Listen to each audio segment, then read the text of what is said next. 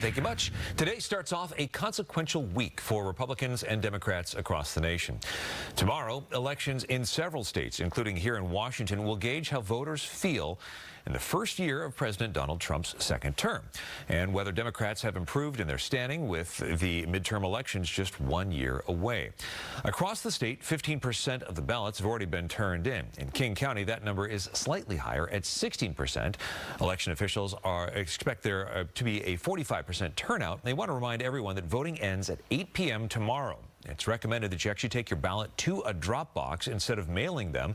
But if you do try to mail your ballot to ensure your vote gets counted completely, you want to put that into the mailbox at the actual post office today if you can't find an actual drop box. Let's also now turn to Fox 13's Sean Chitnis with details on one of the biggest races we're watching, the mayoral race here in Seattle. Sean? Hey Adam, good morning. Yeah, and we're actually here at the King County Election Center where folks have the option to make that drop off here if they aren't able to mail it. But yeah, we do want to talk about the mayor's race. Of course, it has been one of the more closely watched this election cycle, and we have had the chance to hear from both of the candidates, including current Mayor Bruce Harrell, as well as his challenger, Katie Wilson. They've participated in multiple debates and reached voters in many different ways, and they do differ on some key issues, including how to deal with the homeless in Seattle, what taxes are appropriate to raise money for local government, as well as who brings the right experience to manage such a large and dynamic city.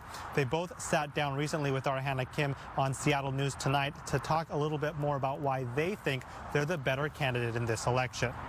It takes a special skill set to be able to do this. I don't complain. We know efficiencies in government. We know how to get the outcomes that we want, and we'll continue to do that. My approach to leadership has always been really collaborative, right? It's about like bringing us all together, hashing out a common vision, realizing we're not always going to agree on everything. So on those key issues like dealing with the homeless, Harrell has said that they have made progress in Seattle while he has been mayor, even with more people becoming unhoused, not only locally, but across the country. His challenger, Katie Wilson, though, argues that the city has put too much of a focus on removing tents and not getting people into shelter or permanent housing. When it comes to taxes, the mayor says he's in favor of progressive taxes like a business and occupation tax to try and get what he calls a small share of huge profits from large corporations in Seattle. Wilson says she supports a statewide effort to tax wealth, investments people may have in stocks and bonds. And so again, a reminder to return that ballot before the deadline. That is Election Day. You can do that at drop-off box locations like this, as well as going to vote centers. But if you do it by mail, just make sure that it is postmarked by Election Day.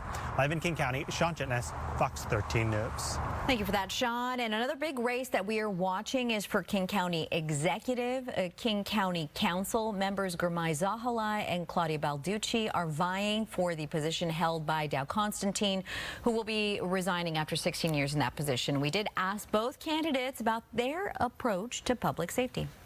We have a shortage of, I believe, 70 to 100 vacancies in our sheriff's office. I put forward legislation that raises the revenues that we need to prevent deeper cuts to law enforcement, courts, jails. Those were proposed by the last executive before he left because of a structural deficit in our general fund, and I prime sponsored the legislation that's going to allow us to raise the revenues to prevent those cuts and continue having the response systems that people need to feel safe. People need to feel safe. They deserve to feel safe. It is a top-of-mind issue for so many of the constituents I talk to. I am a person who has worked in public safety. I've been a public safety official myself. I'm absolutely committed to doing it and doing it right. And that means we need enough law enforcement officers. That means we need enough security personnel. We have this new sales tax. We are going to use most of it to cover the potential shortfall you were talking about. We also asked both candidates about things like affordability that is, and homelessness as well. You can find the full interviews available on our website. That is fox13seattle.com/election. In Tacoma, voters will decide between two city council members to become their new mayor. Current Mayor Victoria Woodard's reached her term limit, and John Hines and Anders Ibsen are running to replace her. In Everett, Mayor Cassie Franklin is running for her third term. She's going up against former council member Scott Murphy, who held a slight lead in the primary. We have interviews with these candidates and the two running for Tacoma mayor on our website as well.